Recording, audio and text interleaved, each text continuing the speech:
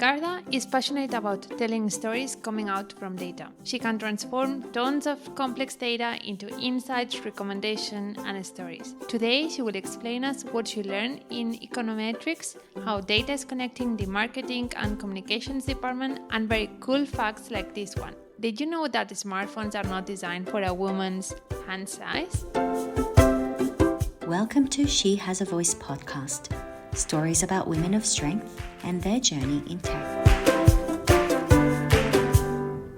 So thanks a lot, Ricarda. I'm very happy to have you here today. Thanks for having me. Ricarda, you initially studied, I have it here, applied economics and econometrics, but actually now you're working in the world of data. So when did you realize that you wanted to start this adventure in the data analytics and in this new data world? I've always had a proclivity for data and numbers and logical explanations. And I find it just so interesting to see what numbers can do and how numbers can explain so many things. Yeah, I liked economics and I liked numbers. And so that was a logical step for me. And I actually also really liked the combination of economics and econometrics because econometrics is basically statistics applied to economic and behavioral questions. So it makes statistics a bit more tangible and more digestible in a way. And so that made so much sense to me because you get tools to,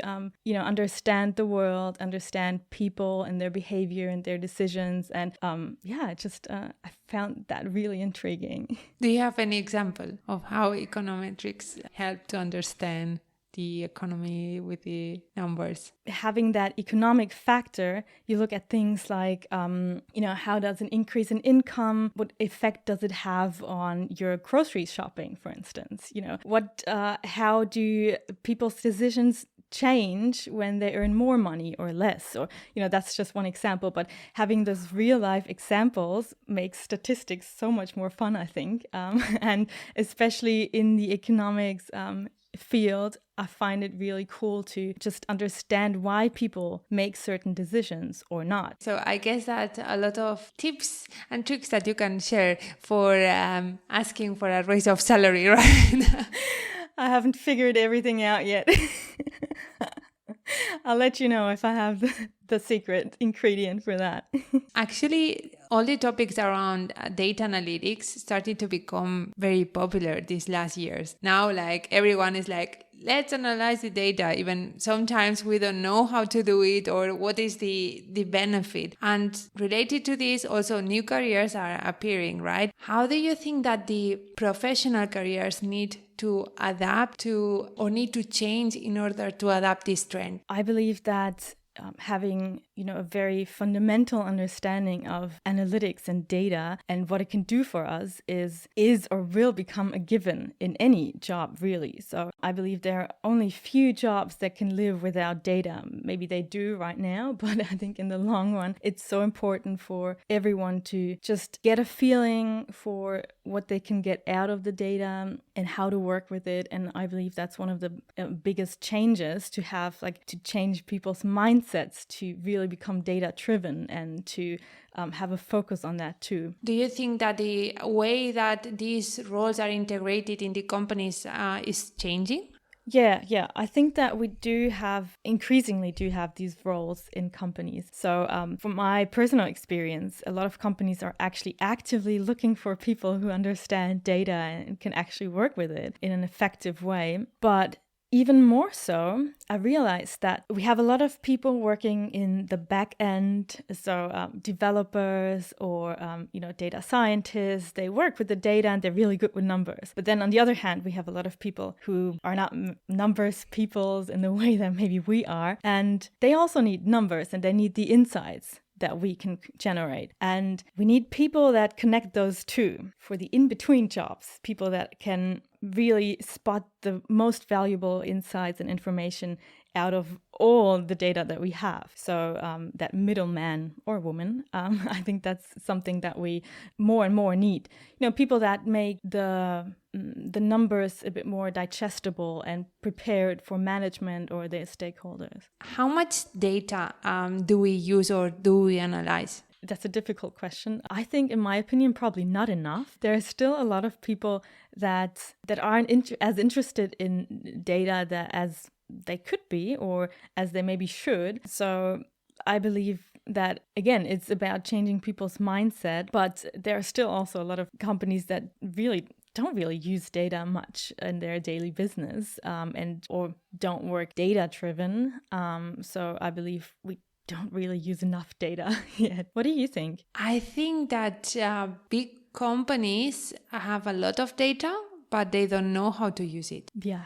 And it's saying like, we are data driven, like because I have a lot of data, but not because actually I'm using it and I can make conclusions out of this data and I know how to change the business or create like new business out of it. Exactly. And that's why we need that person who's able to explain the data in, very simple terms and get the learnings and insights out of the data and put it on, maybe nice slides or a simple dashboard, or just so everyone has fun actually using the data. It shouldn't be a chore. It should be an asset.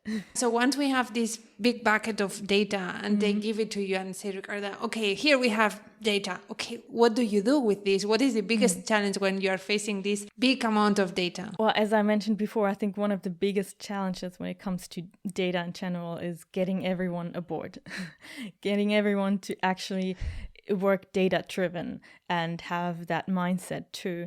I believe that there's a lot of value still being wasted on that. Another thing that, especially in communications where I work, is crucial is speed. So we can't really use data if it's like days old or weeks even.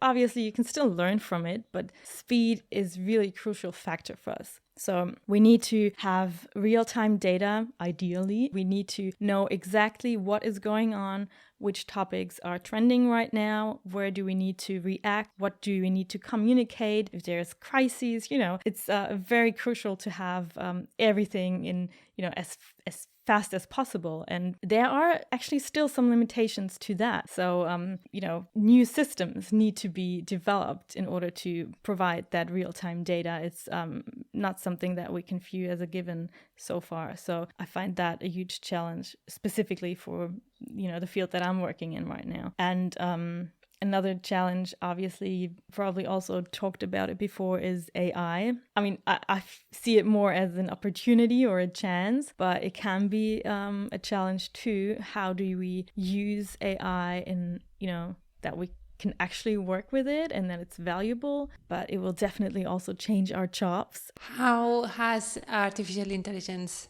change your job? It is possible to use AI, for instance, in communications. It's a lot of what we do and what we track, the type of data that we track is, for instance, sentiment. So what is the sentiment or tonality of the posts online or what the media writes about a company? So that type of information is really important. And therefore, as you can imagine, if you train your AI properly, then it can already identify whether an article is good or bad, basically, if it has like a negative or positive tonality. So having AI for that is a huge asset because it's more accurate. It's way faster than if humans read the whole article and then say, well, this is negative, but there's 2 sentences that are really positive. So what are we doing here? So that's really a huge step to use AI for that. If I remember correctly, before you were working at Microsoft and you were actually responsible for the Microsoft Germany News Center and data analytics for communication activities. How could be the data combined with the communication? It hasn't been combined for a long time. So this field is growing right now. It's becoming bigger and bigger. More companies are working with data when it comes to communication, but not all of them yet. And the reason is that if you look at marketing, for instance, and communications, then marketing by nature is data-driven in a way, because the goal of marketing is sales. So you have a numeric goal in the end because you know what you put in marketing efforts and you know what you get out in sales, basically. So this is very basic and very general. On the other hand, if you look at communications, it's more qualitative. So the goal of communication is not necessarily to sell a product or a service. It's more about influencing the perception of people of the company, the reputation, the image of the company. So it's a bit more, qualitative and harder to put a number on it. It's challenging to put those two together, but it is a good match. And it's, there are still factors that you can look at and that you can measure, such as sentiment, as I just mentioned, or how much does the media talk about that company? How many posts do people mention the company in? So we have a lot of different channels now with social media or internal channels, the websites, media coverage. There are different channels, events as well, by the way, but there's no such thing as one number that can, track the success of a communications campaign, and that's the challenge. It is challenging, but that's also what makes it so interesting. So, Ricarda, what was your role exactly at Microsoft? What were you doing? I was the project owner for the Microsoft Germany News Center. Mainly, I was responsible for the analytics part. So I checked the performance data. I was part of creating strategies based on data. And another huge topic in communications is, and in order to actually work data-driven, you need to also focus on trending topics. So you have different alerts going on. You're constantly checking all the different channels, what's new, what's happening out there, who's mentioning, in that case, Microsoft or any company for that matter, and just trying to get ahead of that wave. And if it's a positive topic, it's all good. But imagine if there's a crisis or something, comes up that might be negative for the company, you have to be able to react really quickly. Talking about influence and impact, I know that at Microsoft you were in Magdalena's Rogel team, and that it was a big influence for you. How was it for you? How important was it for you having a role model and a woman as your boss or your manager? Very important, actually. I believe that I've almost only ever had female managers in my life so far, by coincidence. But with Lena Rogel, it was very special to me because she's just so inspiring, and also so inspiring on so many levels, by the way. So that was just something that I learned a lot from. And one thing I've realized is that the key thing for when empowering women, or really anyone for that matter, is representation, and seeing yourself in your role model in a way can change the perception that you have of yourself too, right? It was just that made a huge difference for me. Would you consider that your job is creative? I would say so. Yeah, I think so. I believe that if you have a field that is relatively new, like comms analytics, there's still a lot to improve. There's even more things to discover and analyze. And as we said before, with new channels coming, media landscape is changing so rapidly. So there's always more to discover. And so, you do need to be creative in order to find new ways to analyze the data, to know what you're looking for, actually. Like, I do think that it helps being really creative. And, well, that's one point. And the other thing is, having that last step of your data analysis process where you actually, you got all the data, you did the preparations, and you ran the models, and you have your infrastructure and all that. But at the very end, you want to ask yourself, what am I doing now? Like, what is the next step? And that is such a creative process too. What is the storytelling in data? How do you manage? So how do you take from a bunch of data a story? Yeah, well, that's a good question. Brent Dykes actually wrote a really good book about effective data storytelling. I can only recommend. It's super interesting. So the thing is that most people, I would say, they remember a story rather than a number. It's just easier. It comes more natural to us. And so it just helps to create stories around the data that you want to show or talk about. And I believe that data and storytelling are intertwined in a way because, on one hand, you have the data that actually gives you in a lot of cases, it gives you a foundation or a frame for a story. It gives you evidence and credibility. And on the other hand, you have storytelling that makes it so much easier for most people to understand the data. It makes it more accessible and more visual, even with words. And so I believe those two are a really good match. And data storytelling is a really big topic right now, and it will be in the future even more so, I guess. Any story, if you want to talk about data, any story can be helpful to visualize what the data tells you or shows you. You can draw from any experience that you had, anything that's remotely linked to what you want the data to actually tell people. Because at the end of the day, you have your data and you want that data to tell a story. You want people to remember a certain specific fact that you found in the data.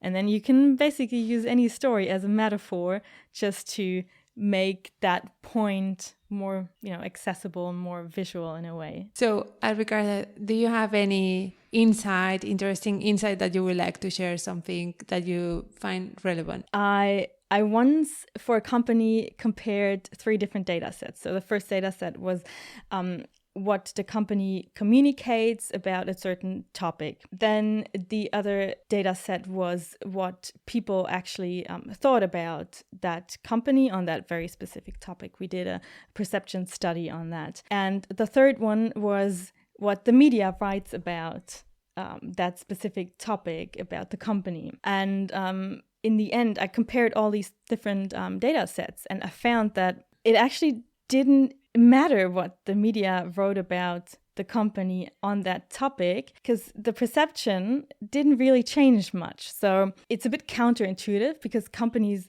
often think that whatever the media writes about them will eventually influence what people think about the company and how they feel about it. And the reputation and the perception, it will all be influenced by what the media says. But I found that on the topics that I checked, and this is really only for that company and only the topics that I checked, but that was not the case. So the media only had very little impact on the perception and reputation. When we say a company is data-driven, what does it mean for you? Well, for me personally, it would mean that every process that can be more efficient with data or with the use of data is also based on data, that decisions are based on facts, on data, and not just on gut feeling, which can be right as well. Some people are really good in that.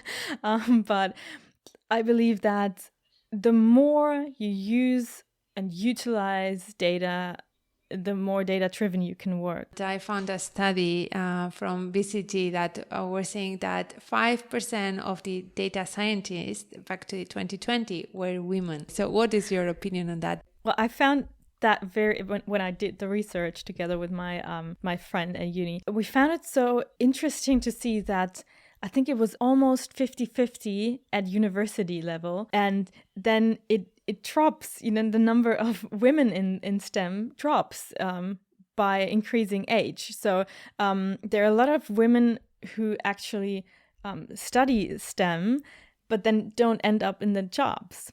And that, makes me question what's wrong with the jobs. So I'm guessing that it's just, it lacks flexibility. They might not provide any flexible working hours, remote work, part-time work, those kind of things that women might need, because not everyone is, ready or happy to work 9 to 5 or is available 9 to 5 for that matter. So, it's really interesting to see that women just drift off to different career paths, or they become teachers in that field, but they don't end up in industry jobs in STEM. So I find that really interesting. Especially when we're talking about AI, we know that already for quite a lot of years by now, that whenever we teach a machine or AI something, and it's only, for instance, only white men teaching the machine, their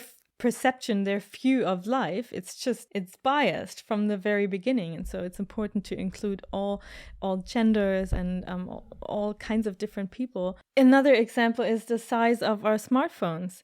They're made for men hands. They're too big for female hands.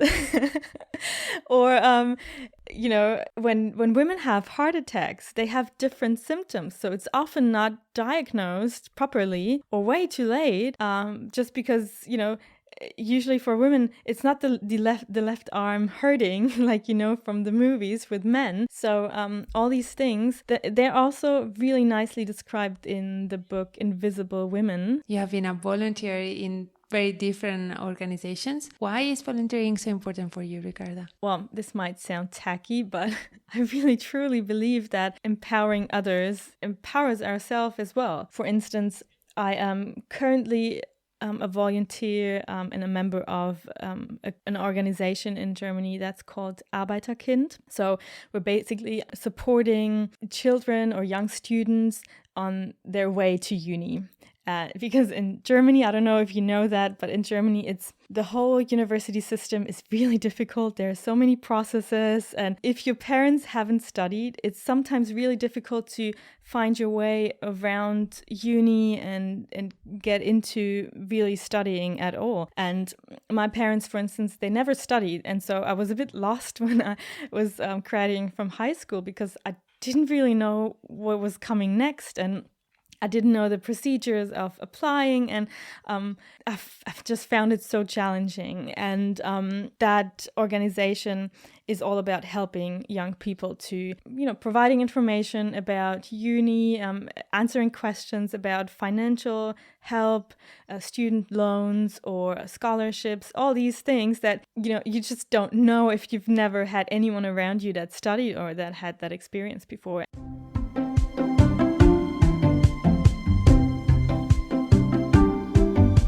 I think, Ricarda, I made you already a lot of questions, so maybe we can go for the final round of questions. What is your passion? That's very difficult. I'm passionate about so many things, actually, too many things. I never have enough time to do all the things that I'd like to do. I'm just very passionate about, in a data sense, about, exploring data sets and finding insights. And what I said at the very beginning, for me, it's just so satisfying to get logical explanations out of numbers. And in a world that is really full of uncertainty sometimes, or often, always actually, it's just good to know that some things are just really certain and some things are really logic. And what is success for you? What's really important for me is knowing that my work has impact or makes a difference in a way. Again, that might sound tacky, but,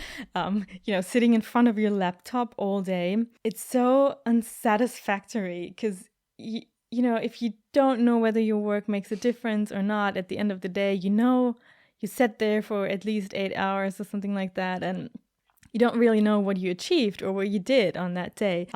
So that's a real issue actually for me if I don't know that. So do you have any challenge or goal that you would like to achieve in the, short, mid-term? I have a lot of goals, obviously, that I also try to measure even in my private life. But I think work-wise, I just strive to make every process that I can as data-driven as possible and as efficient as possible, just because I find it so satisfying to have complex processes and complex matters and just reduce them as much as possible to the very significant and meaningful points. And that's something that even in this new role now I can do a lot, and that's a goal.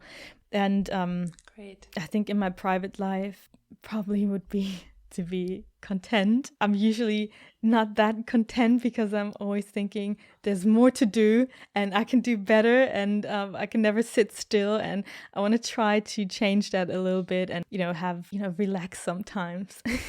A woman who inspires you? I actually find it impossible to name just one. As I said before, it's not even the women that we all know, the famous ones. I guess it's the women in my life. I'm so lucky to not only have so many female managers, but also to be surrounded by so many amazing women that inspire me every single day, and I can learn so much from them. And yeah, they make all the difference for me, really. Last question. So what advice would you give yourself as a child? So to the younger Ricarda. I think I would tell my younger self to be kinder to myself. I can be a bit harsh with myself, and I would also try to be less afraid of things. You know, in the end, it's just life. So thanks a lot, Ricarda. It has been a pleasure to discuss with you about communication, data,